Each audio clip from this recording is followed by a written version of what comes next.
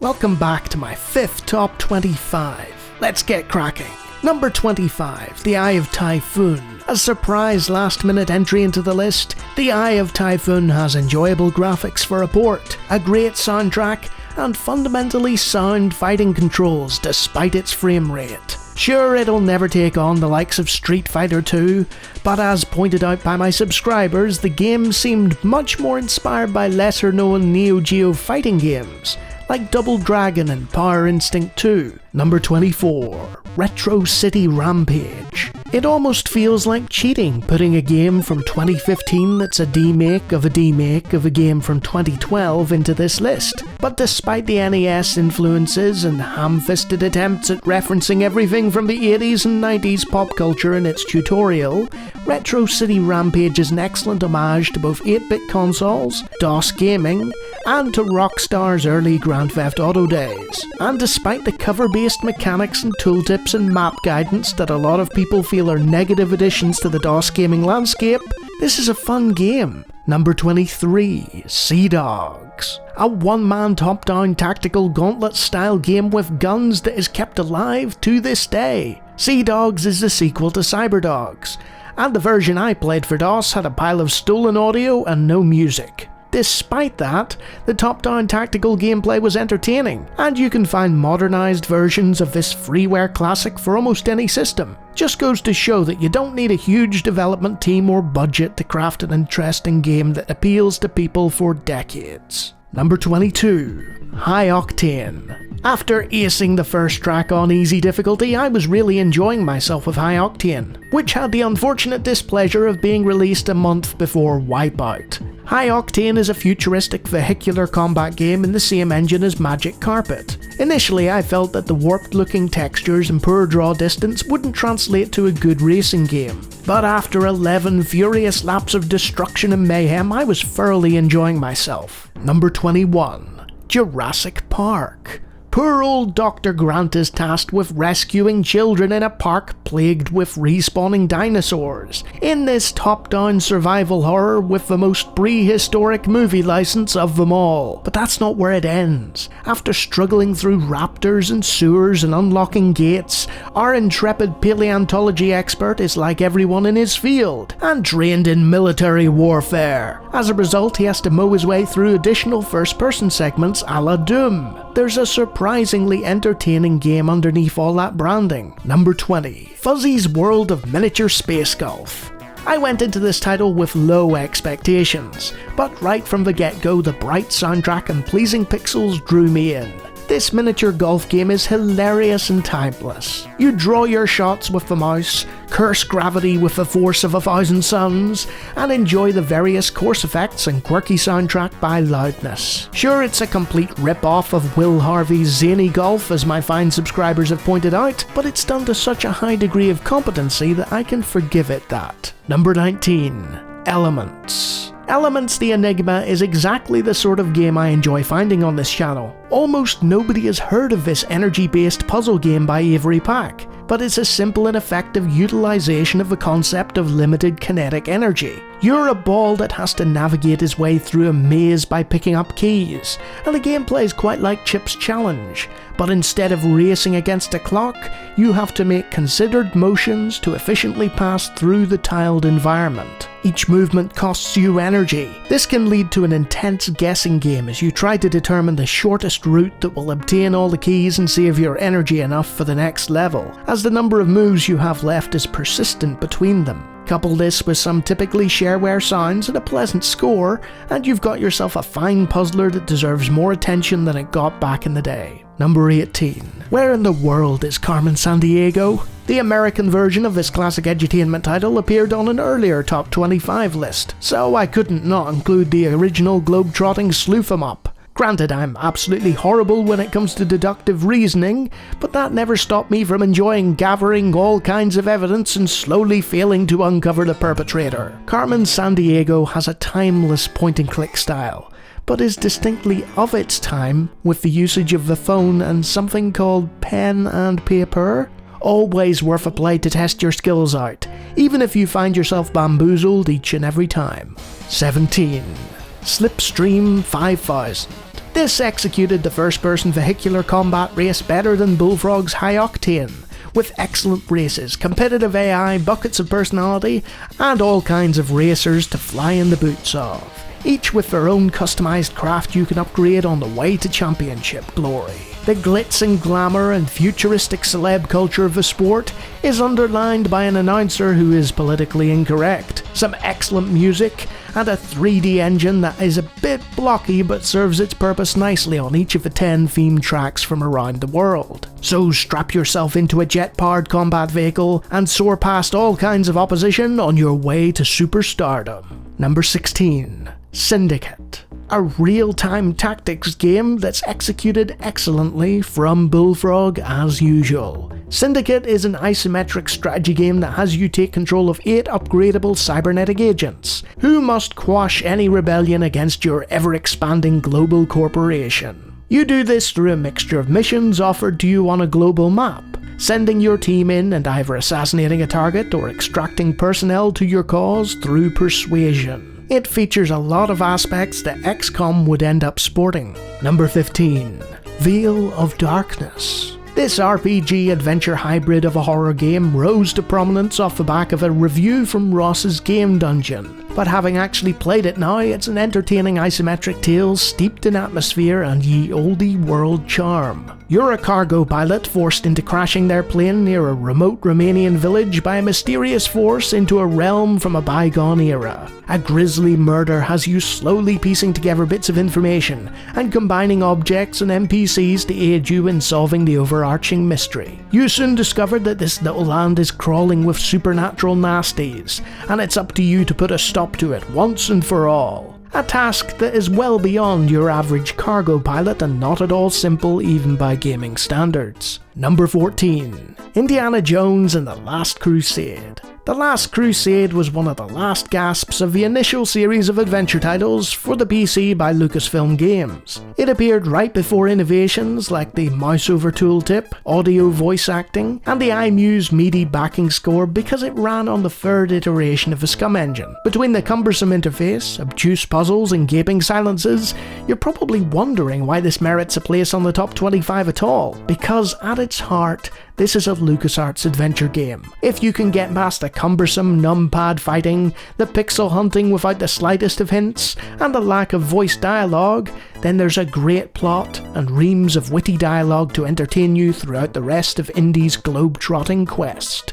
Not bad for a man who was named after a dog. Number 13. Realms of Arcadia. Sometimes a game just takes you by the hand and leads you through its features, and that's enough. Why yes, Blade of Destiny states in German as it walks me through its Germanic town, I am a party-based old-school blobber with an excellent MT32 soundtrack and all those nifty RPG features you enjoy. Do you like wizardry, might magic, the Bard's Tale?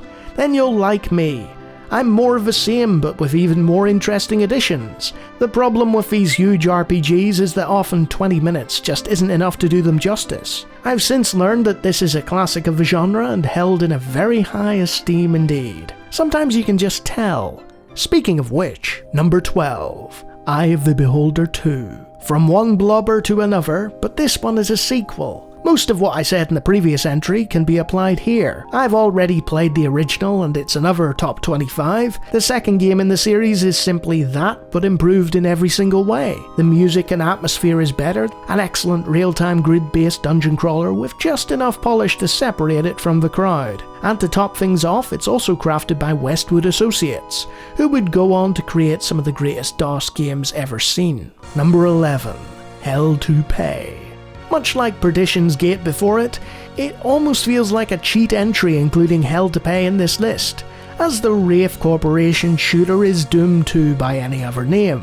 You're still the Doom guy, you're still blasting away most of the same monsters, but this time they've invaded Earth from space and imprisoned everyone or something. Is the plot really that important? You're Doom guy, he's not known for his interstellar politics or subtle negotiation skills. If you somehow haven't played Doom, I would suggest you go find that instead.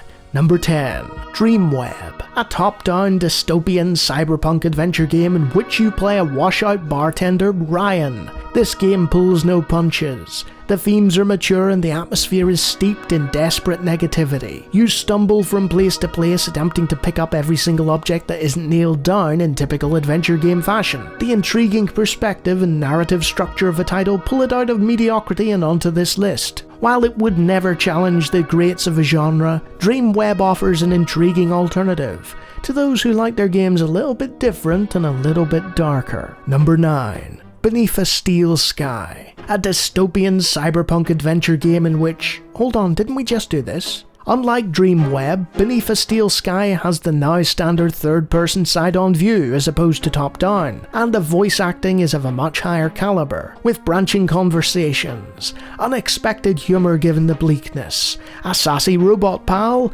and quality oozing from every urban pore. The art direction, score, writing and general atmosphere of this game place it high on the list. Slowly creep your way out of a futuristic city with guards constantly searching for you, then enact your vengeance on those who have wronged you. Or stick around and annoy the life out of an engineer who's just trying to do his job. That's what I did. Number 8. Jagged Alliance. Let's be honest, if for some reason you're refusing to play XCOM, then this edges out Battletech as the next best squad-based strategy game you can get for DOS. Surtech's masterwork takes you to a remote tropical island, where you must remove a despot by hiring a bunch of fully voiced mercenaries to gun down everything in your path. But it's not all shooting. There's an economic management side to things involving trees, and you have to make sure that your fledgling squad is happy and well equipped. Personalities range from professional but aloof to would not want to be in the same room as this deranged lunatic. It's this metagaming combined with a strong tactical engine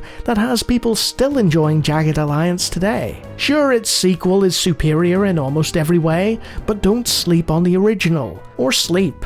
If you need to get to the next day, that is. I'm not the boss of this merc group, you are. Number 7. Discworld. Terry Pratchett is the Douglas Adams of fantasy, and much like Adams, who appeared on a previous Top 25, Pratchett had a keen interest in computing and games. So a quality title based on his Discworld series of books was inevitable. Literature aside, Discworld is a colourful point-and-click adventure game in that LucasArts Sierra style, that puts you squarely in the boots of the most useless and cowardly wizard in history, Rincewind. The world of the unseen university in Ankh-Morpork unfolds before you like a sludgy tapestry of quick wit and belly laughs, voiced by a who's who of British acting talent. So if you like point-and-click adventure games with really difficult puzzles and moon logic that you need an FAQ for, and you also like Discworld, then you'll like this. What do you mean you haven't read Discworld? Number 6. Boulder Dash. Some games have tremendous graphics, others sport incredible sound design, a few will make do without either and survive on their plotting and world building. Then there's Boulder Dash, a 1984 Atari game that is utterly timeless. You are Rockford, you go mining for diamonds, there are boulders and enemies that oppose you, there's also a time limit.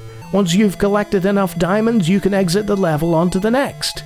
No fancy cutscenes, no DLC, just a simple concept executed to perfection. The very definition of pure arcade goodness. That would explain why it was the first personal computer game to be converted into an arcade cabinet. All the accolades and ports and history behind the title subside, as you race against the clock, thoroughly in the moment. Number 5. Lemmings. In Lemmings, your objective is to guide a group of lemmings from a trapdoor at one end of a level to a doorway at the other end. You do this by assigning them tasks and micromanaging them so that you don't haplessly wander into obstacles or traps or simply have them fall to their deaths. And you'll soon find yourself scratching your head and cursing your luck as your brain-dead plotters kill themselves in more ways than you could even envisage. Fortunately, the password system means you can try it all over again. Number 4. Master of Orion. A sprawling empire builder that will have you engrossed for hours at a time, as you develop your ships and planets and slowly conquer every star within reach of your mighty fleets. A huge sci-fi epic that involves as much diplomacy as it does destruction, depending entirely upon how you choose to rule your chosen people against the fiendish AI. Focusing on the bigger picture of this huge universe you're in, rather than the constant micromanagement that plagues modern imitators. And because of that bigger picture design philosophy, there are many who still believe that this first game of galactic conquest remains the finest ever crafted. Number 3. Dune. French developer Cryo somehow got their hands on the Dune license. Despite it only being their second game as a studio, they exceeded all expectations, producing an adventure RTS hybrid that predated both Myst and Dune 2. Dune was also one of the first games produced for CD-ROM, which added full voice acting and lip sync to the NPC's characters to play alongside the dynamically changing Herad music system that was invented for this title. Technical revelations aside, Dune had the audacity to deviate from the plot of both the film and the book, but told a good story in its own outright. It gradually unfurls through scripted sequences and conversations.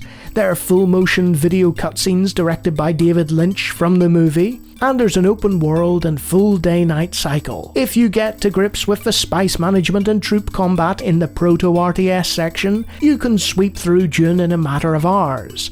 But the longer you take to contemplate the spice-fueled desert that surrounds you, the harder this game becomes. Number 2. Command & Conquer. The original DOS version is somewhat clunky to play these days, but thanks to the recent remaster, there's now no denying how much Westwood got right in this game. A dystopian future, bombs and guns aplenty, and one of the most rocking soundtracks in all of gaming. You march your soldiers through the Tiberium-dotted landscapes as either the Brotherhood of Nod or the GDI, locked in a conflict that spreads from country to country and involves a lot of explosions. Each mission is different, and is sandwiched between lumps of FMV exposition videos and briefings the likes of which had never been seen before. Sure, the campaign might have got a bit suspect in places the deeper you went in, but it's a massive upgrade to the company's previous trailblazing Dune RTS, and paved the way for a franchise that sold millions. Number 1. Transport Tycoon Deluxe. Of course this was number 1. When the majority of business management sim fans are playing what is essentially an upgraded version of your game over 25 years later, you know you've done well. Chris Sawyer's Transport Tycoon is still the best at what it does. You build a transportation empire in real time in an isometric perspective, linking towns with bus and train routes, or perhaps focusing entirely upon industries and meeting the supply and demand of the factories littering the quaint British landscape. You do this to the tune of John Broomhall's magnificent rock and blues soundtrack, as you slowly lose yourself in the transportation world and your fledgling business empire grows with each passing successful delivery. So whether you want a frenetic cutthroat business world or a relaxed sandbox to build train tracks in, this game and its spiritual successor / upgrade open TTD are wonderful games to play. And if you enjoyed this list, I do a whole pile of scripted videos. Go check out that playlist over there, and the channel if you want. Until next time.